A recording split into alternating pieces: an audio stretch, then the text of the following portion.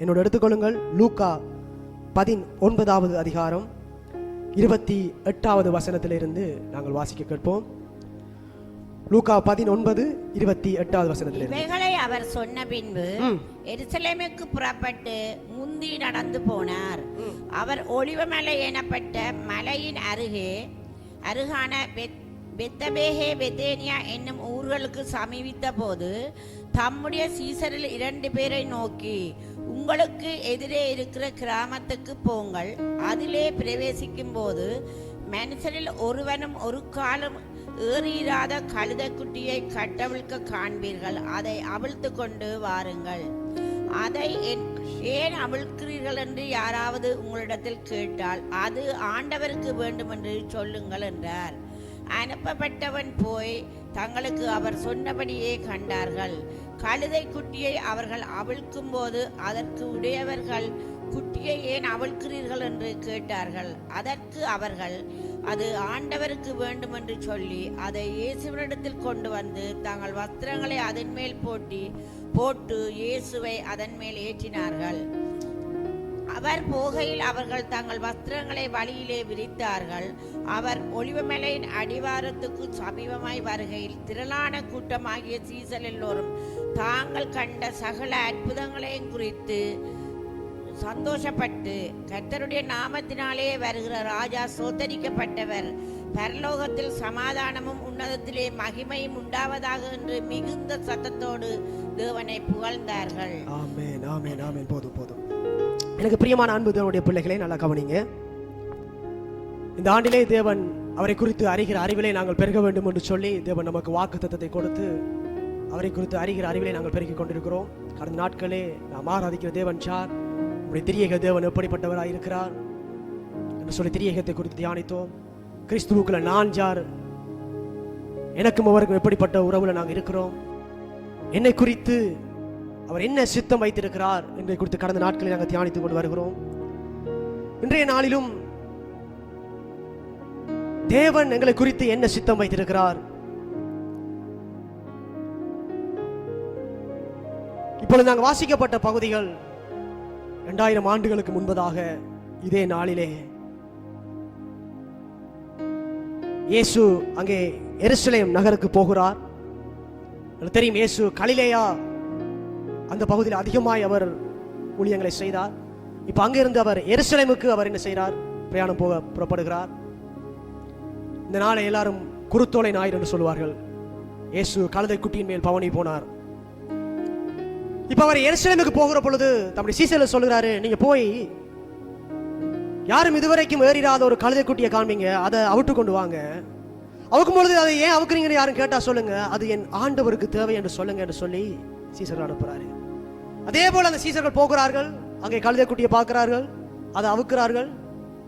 கேட்கிறாங்க, ஏன் இதை அவுக்குறீங்க? இது என்னுடைய ஆண்டவருக்கு தேவை அப்படின்னு அவங்க சொல்றாங்க. இப்ப அந்த கழுதை குட்டியை அவிட்டு இயேசுவின் இடத்துல கொண்டு வந்து கொடுக்குறாங்க. இப்ப இயேசு அந்த கழுதை குட்டியின் மேல் ஏறி இருந்து இப்ப எருசலேமுக்குள்ளே அவர் பவனி போகிறார். இப்ப போகிற பொழுது அங்கே சீசர்கள் பார்க்கிற ஜனங்கள் எல்லாரும் என்ன செய்றாங்க, அந்த கம்பளங்களை விரிக்கிறாங்க, அவங்க உடைகளை கழட்டி விரிக்கிறாங்க. கழுதையின் மேல் வருகிற அந்த ராஜா மகிமை என்று சொல்லி அவரை ஓசானான்னு சொல்லி அவரை ஆராதிக்கிறாங்க, மகிமைப்படுத்துறாங்க. இப்படிப்பட்ட ஒரு சம்பவம் இந்த இடத்துல நடக்கிறது நாங்கள் வாசித்தோம். இன்றைக்கு இந்த ஆராதனைக்கு வந்திருக்கிற எனக்கு பிரியமான அன்பு தேவனுடைய பிள்ளைகளே, கர்த்தருடைய ஆவியானவர் இந்த வார்த்தையில் உங்களுக்கு சொல்லுகிறதான காரியம், இந்த கழுதை குட்டியை போல கட்டப்பட்ட நிலைமையிலே யாரெல்லாம் இருக்கிறார்களோ அவர்கள் எல்லாம் அவிழ்க்கப்பட வேண்டும் என்பது என் தேவனுடைய சித்தமாய் இருக்கிறது. எப்படி யாரெல்லாம் கட்டப்பட்ட நிலைமையில இருக்கிறார்களோ, இன்னைக்கு ஒரு சிலர் வியாதியில கட்டப்பட்டிருக்கிறார்கள், ஒரு சிலர் வறுமையிலே கட்டப்பட்டிருக்கிறார்கள், ஒரு சிலர் தரித்திரத்திலே கட்டப்பட்டிருக்கிறார்கள், ஒரு சிலர் கடன் பிரச்சனைகள் போராட்டங்கள், இப்படி ஒவ்வொரு காரியங்களிலும் சில கட்டப்பட்ட நிலைமையிலே இருக்கிறார்கள். ஆனால் தேவன் சொல்லுகிறார், இப்படிப்பட்ட ஜனங்கள் அவிழ்க்கப்பட வேண்டும் என்பது அவருடைய சித்தமாய் இருக்கிறது. விசுவாசித்தால் ஆமென் என்று சொல்லுங்க பார்க்கலாம். அதுவரைக்கும் கட்டப்பட்டிருந்த கழுதை, நான் சிந்தித்து பார்த்தேன், கட்டப்பட்ட கழுதை எவ்வளவு தூரம் பிரயாணம் போயிருக்கும்? சுத்தி ஒரு வட்டத்துக்குள்ளேயே சுத்தி கொண்டு வந்திருக்கும், சுத்தி ஒரு வட்டத்துக்குள்ளேயே சுத்தி கொண்டு வந்திருக்கும். இப்ப அதை அவிட்டு கொண்டு வருகிற பொழுது இப்ப இயேசு இருந்தோடனே இப்ப அது வீதியிலே பிரயாணம் போகிறது. போறது மாத்திரமல்ல, அதை பார்க்கிறவர்கள் இயேசுவுக்கு மகிமை செலுத்துகிற பொழுது அந்த மகிமை இவத்துக்கும் சேர்த்து போகுது. கப்பல்கள் விரிக்கிறாங்க, அதுக்கு மேல நடந்து போகுது. ஒரே ஆச்சரியம். கட்டப்பட்டவர்கள் விடுதலை ஆக்கப்படுகிற பொழுது அவர்களுடைய வாழ்க்கையும் அப்படித்தான் இருக்கும். ஆசீர்வாதமாயிருக்கும், நன்மையாயிருக்கும். நம்ம சம்பவத்தை வாசிப்போம். லூக்கா 13வது அதிகாரம் 10வது வசனத்திலிருந்து வாசிங்க. ஓய்வு நாளில் அவர் ஜெப ஆலயத்தில் போதகம் பண்ணி கொண்டிருந்தார். அப்பொழுது 18 வருஷமாய் பலவீனப்படுத்தும் ஆவியை கொண்ட ஒரு ஸ்திரீ அங்கே இருந்தாள். அவள் இவ்வளவு நிமிரக்கூடாத கூனியாய் இருந்தாள். இயேசு அவளை கண்டு தம்மிடத்தில் அழைத்து, ஸ்திரியே, உன் பலவீனத்திலிருந்து விடுதலையாக்கப்பட்டாய் என்று சொல்லி, ஸ்திரியே, உன் பலவீனத்திலிருந்து விடுதலையாக்கப்பட்டாய் என்று சொல்லி அவள் மேல் தமது கைகளை வைத்தார். அவள் மேல் தமது கைகளை வைத்தார். உடனே அவள் நிமிர்ந்து தேவனை மகிமைப்படுத்தினார். உடனே அவள் நிமிர்ந்து தேவனை மகிமைப்படுத்தினார். இப்ப இங்க ஆலயத்துக்கு இயேசு போகிறார். அங்கே 18 வருஷமாய் ஒரு பெண் கூனியாய் பிசாசினாலே கட்டப்பட்ட நிலையில இருந்தாள். 18 வருஷமாய் அவளால் நிமிர முடியல, கூனியாகவே இருக்கிறாள் அந்த பெண். இப்ப இயேசு அவளை தொட்டு சுகப்படுத்துகிறார். அந்த கட்டை அவர் அவிழ்த்து விடுகிறார். நீங்க வாசிக்கலாம் 16வது வசனத்தை வாசிங்கம்மா. இதோ சாத்தான் 18 வருஷமாய் கட்டியிருந்த பாருங்க, சாத்தான் 18 வருஷமாய் அந்த பெண்ணை கட்டி வைத்திருந்தான். நிமிர்ந்து பார்க்க முடியாதபடிக்கு, நிமிர முடியாதபடிக்கு கூனியாய் அப்படியே 18 வருஷமாய் அவன் கட்டி வைத்திருந்தான். சொல்றார், 18 வருஷமாய் கட்டி இருந்த ஆபிரகாமின் குமாரத்தியாகிய இவளை ஓய்வு நாளில் இந்த கட்டிலிருந்து அவிழ்த்து விட வேண்டியதில்லையா என்றார். எனக்கு பிரியமான தேவனுடைய பிள்ளைகளே, நீங்க எப்படிப்பட்ட கட்டில் இருந்தாலும் தேவன் உங்களை அவிழ்த்து விட போதுமானவராய் இருக்கிறார். விசுவாசித்தால் ஆமென் என்று சொல்லுங்க. நீங்கள் அவிழ்க்கப்பட வேண்டும் என்பது தேவனுடைய சித்தமாய் இருக்கிறது. விசுவாசித்தால் ஆமென் சொல்லுங்க. நீங்க கட்டுகளோடு இருக்கிறதை தேவன் விரும்புவர் அல்ல. அது எப்படிப்பட்ட கட்டா இருக்கலாம், பிசாசினுடைய கட்டா இருக்கலாம், வியாதி என்கிற கட்டா இருக்கலாம், வறுமை என்கிற கட்டா இருக்கலாம். எதில நீங்க இருந்தாலும் இயேசு உங்களை அவிழ்த்து விடுகிறார். விசுவாசித்தால் ஆமென் சொல்லுங்க பார்க்கலாம். அதுதான் என் தேவனுடைய சித்தமாய் இருக்கிறது. இப்ப இந்த ஆலயத்துல கூனியா இருந்த அவள் போய் தொட்டு சுகமாக்கி அந்த கட்டை அவிழ்த்து விடுகிறார். ஆனா அங்க இருக்கிறவங்க சொல்றாங்க, 14வது வசனத்தை வாசிங்கம்மா. அவர் அப்படி சொன்ன 14 இயேசு ஓய்வு நாளில் சொஸ்தமாக்கினபடியால் ஜெப ஆலய தலைவன் கோபமடைந்து ஜனங்களை நோக்கி, வேலை செய்வதற்கு 6 நாள் உண்டு, அந்த நாட்களிலே நீங்கள் வந்து சொஸ்தமாக்கிக் கொள்ளுங்கள், ஓய்வு நாளிலே இப்படி செய்யலாகாது என்றான். கர்த்தர் அவனுக்கு பிரதி உத்தரமாக, மாயக்காரனே, உங்களில் எவனும் ஓய்வு நாளில் தன் எருதையாவது தன் கழுதையாவது தொழுவத்திலிருந்து அவிழ்த்து கொண்டு போய் அதற்கு தண்ணீர் காட்டுகிறது இல்லையா? இதோ சாத்தான் 18 வருஷமாய் என்ன நாளா இருந்தா என்ன, நீ கட்டுல இருந்தா தேவன் உன்னை அவிழ்த்து விட போதுமானவராய் இருக்கிறார். அது ஓய்வு நாளா இருந்தா சரி, என்ன நாளா இருந்தா சரி, தேவனுடைய சித்தம் நீ முதலாவது கட்டில இருந்து அவிழ்க்கப்பட வேண்டும். அவிழ்க்கப்பட வேண்டும். ஏன் தெரியுமா? நீங்க தேவனுக்கு தேவை. நீங்க தேவனுக்கு தேவை. ஏன் அவுக்குறீங்கன்னு கேட்டா போய் சொல்லுங்க, அது என் ஆண்டவருக்கு தேவை. நீங்க ஆண்டவருக்கு தேவைங்க. நீங்க ஆண்டவருக்கு தேவை. அவர் உங்களுடைய கட்டை அவிழ்த்து விட விரும்புகிறார். ஒருவேளை ஒரு கட்டுகளோடு நீங்க இருப்பீங்கன்னு சொன்னா, நான் சொல்றேன், இன்றைக்கு இதே நாள் நடந்த சம்பவம் இன்றைக்கு உங்களுடைய வாழ்க்கையில் இந்த கட்டுகள் அவிழ்க்கப்படுவதாக. இன்றைக்கு எப்படிப்பட்ட கட்டா இருந்தாலும் அது அவிழ்க்கப்படுவதாக. தரித்திரம் என்கிற கட்டு அவிழ்க்கப்படுவதாக. பிரச்சனைகள் என்கிற கட்டுகள் நீங்க அவிழ்க்கப்படுவீர்களாக. வியாதி என்கிற கட்டுகள் நீங்க அவிழ்க்கப்படுவீர்களாக. விசுவாசித்தா ஆமென் என்று சொல்லி பெற்றுக்கொள்ளுங்க. ஐயோ, நான் ஆமென் என்று சொன்னா இவங்க என்ன நினைப்பாங்க? அப்படி எதுவும் நினைக்காதீங்க. உங்களுக்கு விடுதலை தேவையா? நீங்க ஆமென் என்று சொல்லி தேவன் பெற்றுக்கொள்ளுங்க. இது அற்புதத்தின் நேரம். நீங்க விடுதலை ஆக்கப்படுகிற நேரம். இது மிக முக்கியமான நேரம்.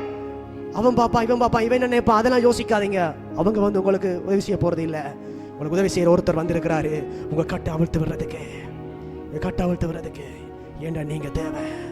உடனே நாங்க சொல்லவா, அவர் உங்களுடைய கட்டை அவிழ்த்து விடுவது மாத்திரமல்ல, உங்களுடைய கட்டை அவிழ்த்து விட்டவர் உங்களை கொண்டு இன்னும் அநேக கட்டுகள் இருக்கிறவர்களை அவிழ்த்து விட போகிறார். விசுவாசித்தால் ஆமென் என்று சொல்லுங்க பார்க்கலாம்.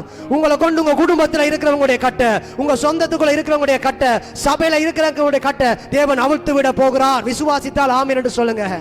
சீசரை பார்த்து சொல்றாரு, போய் அதை அவிட்டு கொண்டு வாங்க, போய் அந்த கட்டப்பட்ட கழுதையை அவிட்டு கொண்டு வாங்க. உங்களை பார்த்து சொல்றாரு, போய் கட்டப்பட்ட கழுதையில் அவிட்டு கொண்டு வாங்க.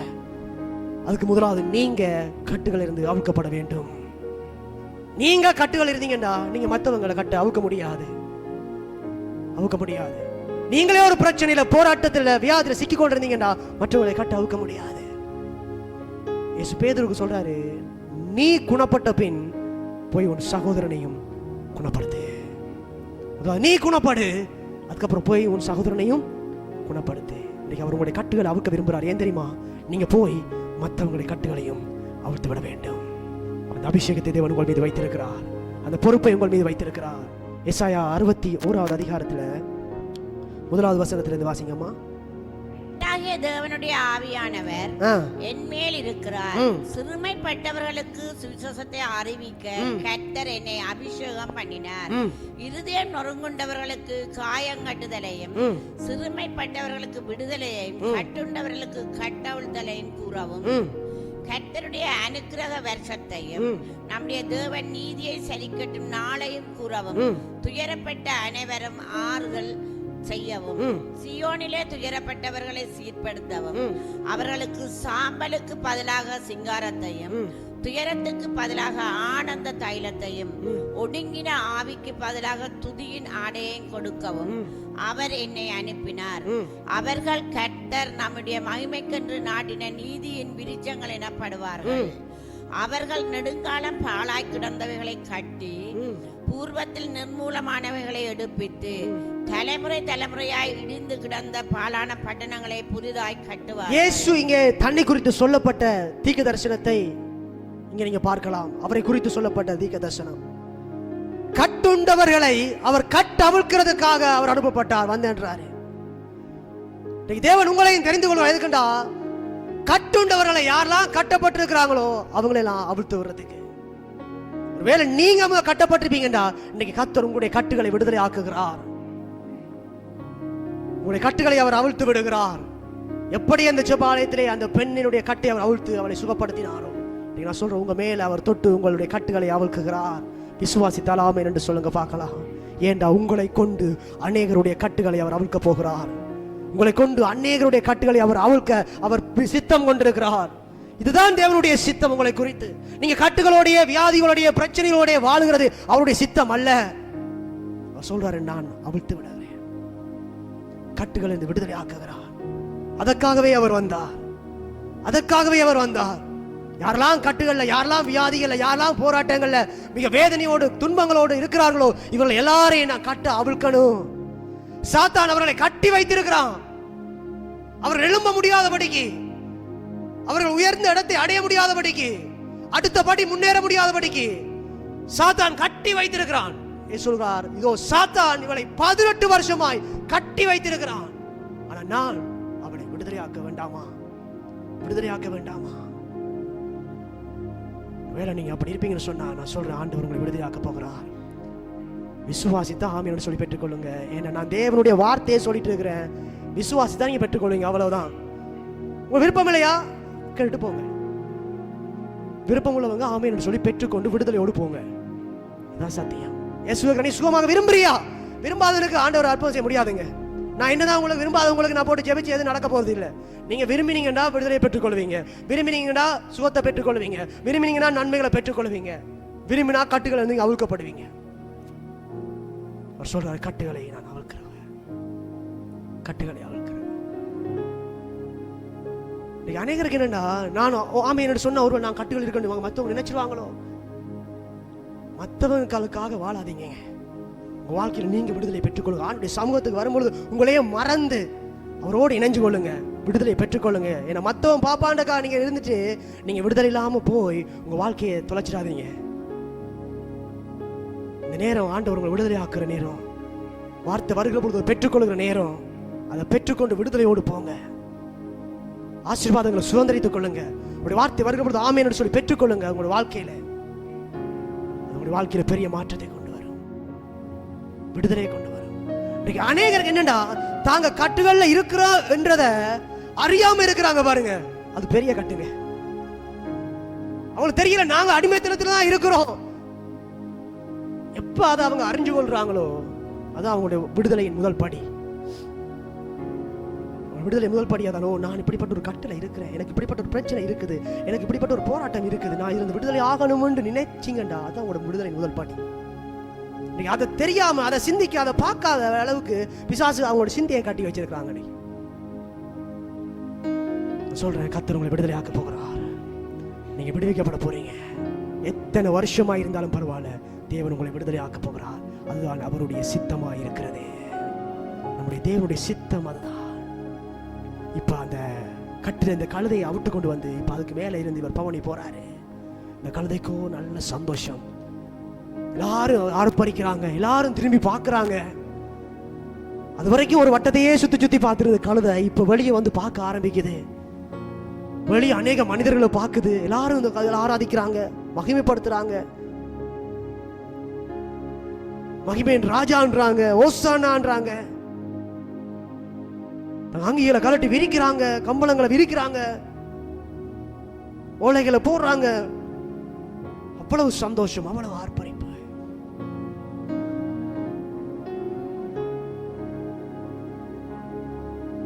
தேவன் விடுதலை ஆக்குற ஒரு மனிதனுடைய வாழ்க்கை அப்படித்தான். உங்க வாழ்க்கை அப்படி இருக்கணும் என்று ஆண்டவர் விரும்புறாரு. நீ வாசிங்கம்மா லூக்கா 19 அதிகாரத்துல, லூக்கா 19 அதிகாரம் 41வது வசனத்தை வாசிங்க, 38வது வசனத்தை வாசிங்க. அதற்கு அவர்கள் 38வது வசனம், லூக்கா 19 அதிகாரம் 38வது. கர்த்தருடைய நாமத்தினாலே வருகிற ராஜா ஸ்தோத்தரிக்கப்பட்டவர், பரலோகத்திலே சமாதானமும் உன்னதத்திலே மகிமையும் உண்டாவதாக என்று மிகுந்த சந்தோஷத்தோடு தேவனை புகழ்ந்தார்கள். 41வது வசனத்தை வாசிங்க. அவர் சமீபமாய் வந்தபோது நகரத்தை பார்த்து அதற்காக கண்ணீர் விட்டு அழுது,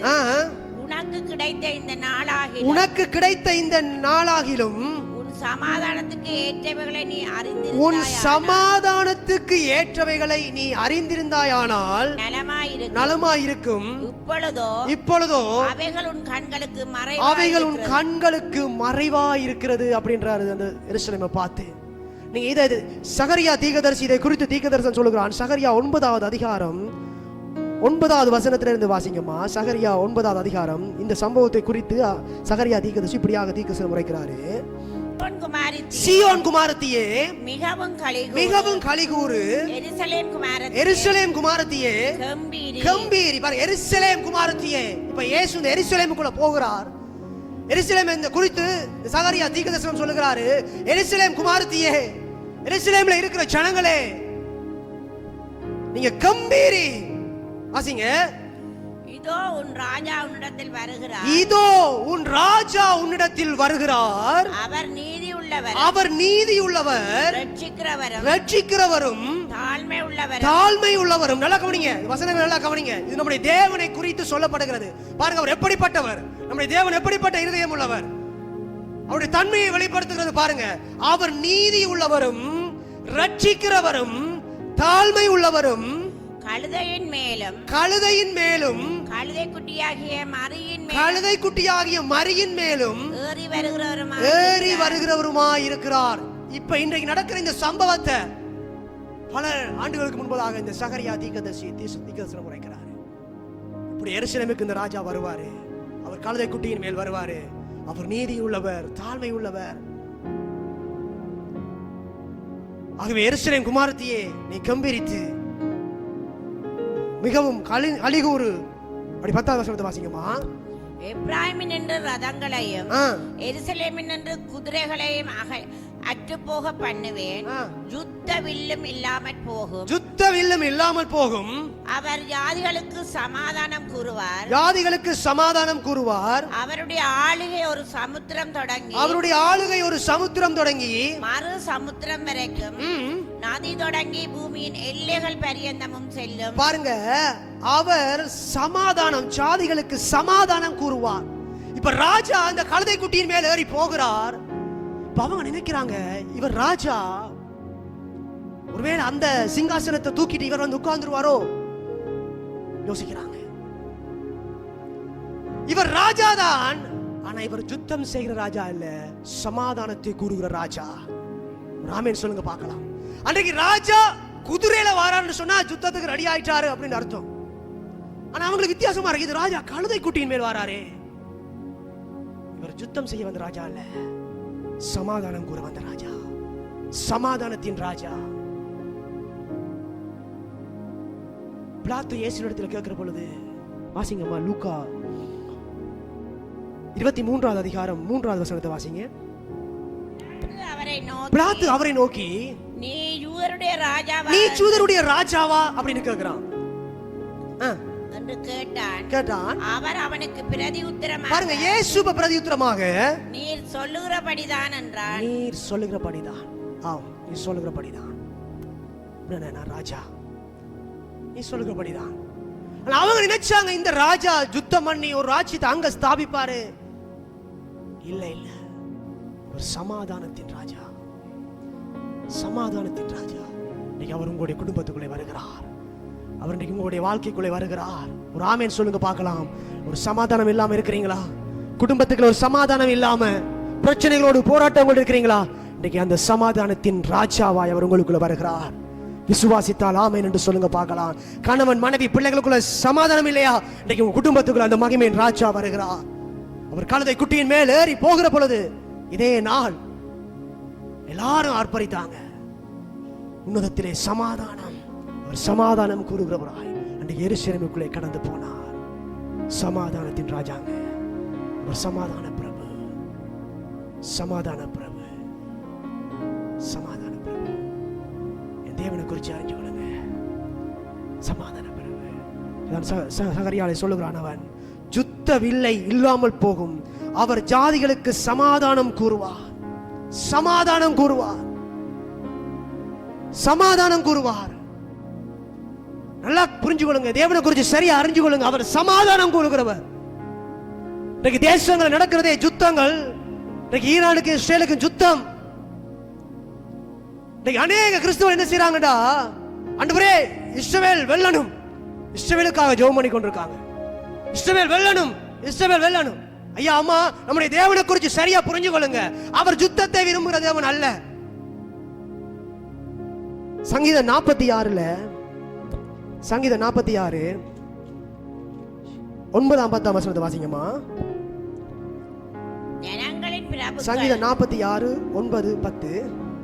அவர் பூமியின் கடைமுனை அவர் பூமியின் கடைமுனை மட்டும் யுத்தங்களை ஓய பண்ணுகிறார். நல்லா கவனிங்க, நம்முடைய தேவன் யுத்தங்களை ஓய பண்ணுகிறார். வில்லை ஒடித்து ஈட்டியை முறிக்கிறார். ரதங்களை நெருப்பினால் சுட்டெரிக்கிறார். நீங்கள் அமர்ந்திருந்து நானே தேவன் என்று அறிந்து கொள்ளுங்கள். அம்மா, அவர் யுத்தங்களை ஓய பண்ணுறாருங்க. நீங்கள் அமர்ந்திருந்து நானே தேவன் என்று அறிந்து கொள்ளுங்கள். ஜாதிகளுக்குள்ளே உயர்ந்திருப்பேன், பூமியிலே உயர்ந்திருப்பேன். யுத்தம் அவர் விரும்புறது இல்லைங்க. சரியா புரிஞ்சு கொள்ளுங்க. அத்தனை பிள்ளைகள், சிறு பிள்ளைகள் செத்து மடிகிறாங்க. எத்தனை கிறிஸ்தவர்கள் ஆண்டவரை இஷ்டவேளை வெல்லணும். இந்த தேசத்திற்கு எல்லா ஜனங்களும் அவருடைய ஜனங்களுங்க. ரட்சிக்கப்பட்டவனா இருக்கலாம், ரட்சிக்கப்படாதவனா இருக்கலாம், எல்லாருமே தேவனுடைய பிள்ளைகளுங்க. தேவன் யுத்தத்தை ஆரம்பித்து வைக்கலைங்க. அவர் யுத்தத்தை வெறுக்கிறாரு, யுத்தத்தை ஓய பண்றாரு, வில்ல உடைக்கிறாரு, ஈட்டிய முறிக்கிறாரு. நீங்க அமர்ந்திருந்து நான் அறிஞ்சு கொள்ளுங்க, அறிந்து கொள்ளுங்க. ஏசாயா 40ஆம் அதிகாரம் 1ஆம் 2ஆம் வசனத்தை வாசிங்கம்மா. ஜனத்தை ஆற்றுங்கள் தேற்றுங்கள். அவர் சொல்றாரு பாருங்க, என் ஜனத்தை ஆற்றுங்கள் தேற்றுங்கள்.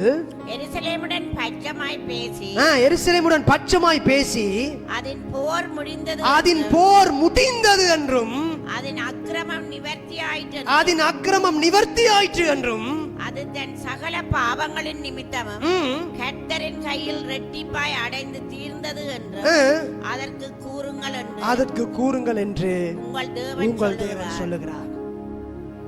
யுத்தத்தை ஆரம்பித்து வைக்கிறவர் இல்லைங்க நம்முடைய தேவன். ஜெபிங்க. எத்தனை பேர் ஜெபிக்கிறீங்க? தேசங்கள் பாதுகாக்கப்பட வேண்டும், யுத்தங்கள் ஓய வேண்டும். ஜெபிங்க. அதை விட்டுட்டு நான் இஸ்ரேலுக்கு தான் நான் இஸ்ரேல் பக்கம் சொல்லி இஸ்ரேலுக்காக மட்டும் ஜெபிக்காதீங்க. சரியா தேவன் அறிஞ்சு கொள்ளுங்க. இஸ்ரேலுக்கு மட்டும் தேவன் இல்லைங்க, தேவன் முழு உலகத்துக்கும் நம்முடைய தேவனுங்க. இந்த உலகத்தின் எந்த கடைமுனையிலும் இருக்கிற ஒவ்வொரு தேவ பிள்ளைகளுக்கும் அவன் ரட்சிக்கப்பட்டவனா இருக்கலாம், ரட்சிக்கப்படாதவனா இருக்கலாம், அவன் நல்லவனா இருக்கலாம், கெட்டவனா இருக்கலாம், எல்லாருக்கும் நம்முடைய தேவன் தானுங்க தேவன். அவர் பட்சபாதம் பாராதவர். நீ சரியா தேவனை குறிச்சு அறியாதனால அநேக தேவ பிள்ளைகள் இப்படி பேசிக் கொண்டிருக்கிறாங்க. பாருங்க இஸ்ரேல் அடிப்பான், பாருங்க இந்த ஈரான் பாருங்க, இது பாருங்க, இதை பாருங்க. என்னங்க கதைக்கிறீங்க? என்னங்க பேசுறாங்க? சிந்திச்சு பாருங்க. ஏசாயா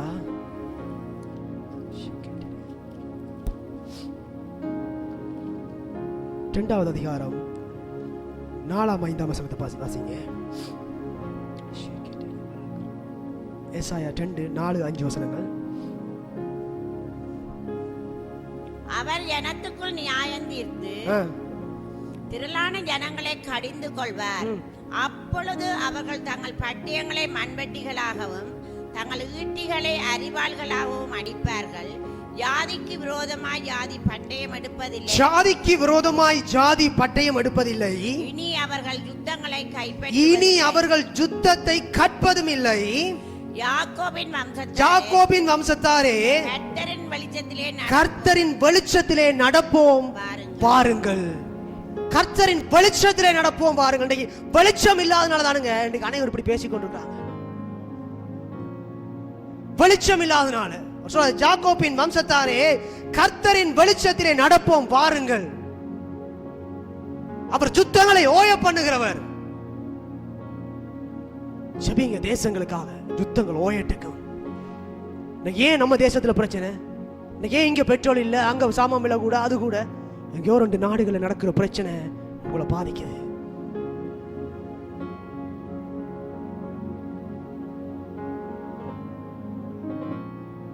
அதுக்கு ஒரு சில கிறிஸ்தவர்கள் இருக்கிறார்களே, சில ஊழியக்காரர்கள் இருக்கிறார்களே. கர்த்தர் தொடங்கிட்டாரு பாருங்க, கர்த்தர் அடிக்கிறாரு பாருங்க, கர்த்தர் வெட்டுறாரு பாருங்க, இத கர்த்தர் அனுப்பி இருக்காரு பாருங்க.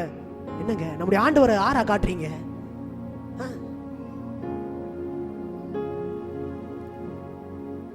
அறிந்து கொள்ளுங்க. அந்த வெளிச்சத்திலே நடப்போம் பாருங்கள். அந்த வெளிச்சம் இல்லாதனால, தேவனை குறித்து சரியான அறிதல் வெளிச்சம் இல்லாதனால இப்படி பேசிக் கொண்டிருக்கிறார்கள். அவர் ராஜாதான். அவர் கேட்கிற நீ ராஜாவா? நான் ராஜாதான், ஆனா சமாதானத்தை கொடுக்கிற ராஜா, சமாதானத்தின் ராஜா, யுத்தத்தை ஓய பண்ணுகிற ராஜா, உன்னை விடுதலையாக்குகிற ராஜா, உன் கட்டை அவிழ்க்கிற ராஜா, உன்னை சுகப்படுத்துகிற ராஜா, உன்னை விடுதலையாக்கி உன்னை ஆசீர்வதிக்கிற ராஜா, உன் தலையை உயர்த்துகிற ராஜா, அவர் தான் அந்த மகிமையின் ராஜா. உங்களுக்குள்ள இருக்கிறார். உங்க வாழ்க்கையை ஆசீர்வதிக்கிற ராஜா, உன் கட்டை அவிழ்த்து விடுகிறவர், அவிழ்த்து விடுகிறவர், உன் கட்டை அவிழ்த்து விடுகிறவர். நீ கட்டோடு இருக்கிறது அவருக்கு விருப்பம் அல்ல. எத்தனை வருஷமா இருந்தாலும் கட்டிலிருந்து உன்னை விடுதலை ஆக்கி உன்னை அவிழ்த்து விடுகிற ராஜா. அப்படிப்பட்டவர் தான் என்னுடைய ஆண்டவர். உங்க ஜெபங்களை ஜெபிங்க. வெறும் இஸ்ரேலுக்காக மட்டும் ஜெபிக்காதீங்க, எல்லா நாடுகளுக்காகவும் ஜெபிங்க, எல்லா ஜனங்களுக்காகவும் ஜெபிங்க. எல்லாம் அவருடைய ஜனங்கள். எல்லா ஜனங்களும் பாதுகாக்கப்பட வேண்டும், எல்லாரும் விடுதலையாக்கப்பட வேண்டும், எல்லா பிள்ளைகளும் பாதுகாக்கப்பட வேண்டும். கர்த்தருடைய இருதயத்தை புரிந்து கொள்ளுங்க. இதுதான் அவருடைய இருதயம். அவர் இன்னைக்கு உங்களுடைய வாழ்க்கையில சமாதானத்தை கொடுக்கிறார். சமாதானத்தின் ராஜாவாய் ஒரு எருசலேமுக்குள்ள போய் சொல்றாரு, நீ என்ன அறிஞ்சிருந்தீண்டா. அவர் போனதை அவர் கழுதை குட்டியின் மேல் போயிட்டு அவர் சொல்றாரு, பாருங்க, உனக்கு கிடைத்த இந்த நாளிலாகிலும் உன் சமாதானத்துக்கு ஏற்றவைகளை நீ அறிந்திருந்தாயானால் நலமாயிருக்கும். நீ அதை அறியாம போயிட்டீங்க. சமாதானத்துக்குரியவைகளை நீ அறிந்திருந்தாயானால் நலமாயிருக்கும். இப்பொழுதோ அவைகள் உன் கண்களுக்கு மறைவாய் இருக்கிறது. ஏன் அந்த சமாதானத்தை அறியாம போனாய்? இன்னைக்கு சமாதானத்தை கொடுக்குற அந்த ராஜா உங்களுடைய வாழ்க்கையில வந்திருக்கிறாரு. நான் சொல்றேன், உங்களுடைய குடும்பங்களுக்குள்ளே சமாதானம் பெருகும். விசுவாசித்தால் ஆமென் என்று சொல்லுங்க பார்க்கலாம்.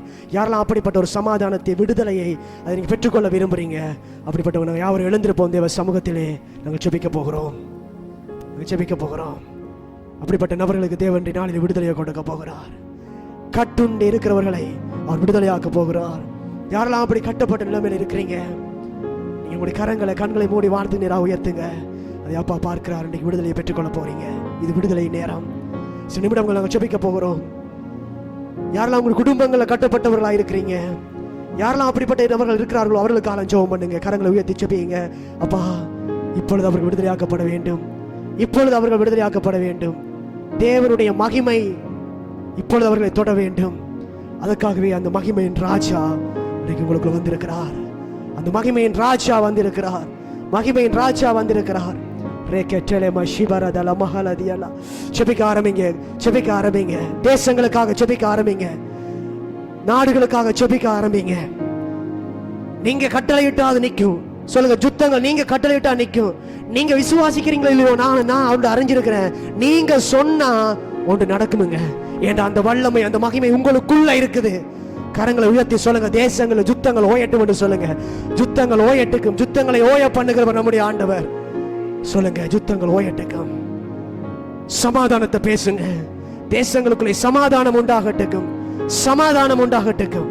சமாதானம் உண்டாகட்டுக்கும். தேசத்தின் சமாதானங்களுக்காக ஜெபிங்க. அந்நிய பாஷை வரங்க உள்ளவங்க அந்நிய பாஷைகளை பேசுங்க பார்க்கலாம். இன்னைக்கு அநேக தேவ பிள்ளைகள் செபிக்க வேண்டிய நீங்க செபிக்காம இருக்கிறதுனால இன்னைக்கு அநேகர் இப்படிப்பட்ட கட்டுகளோட இன்னும் வாழ்ந்து கொண்டிருக்கிறாங்க.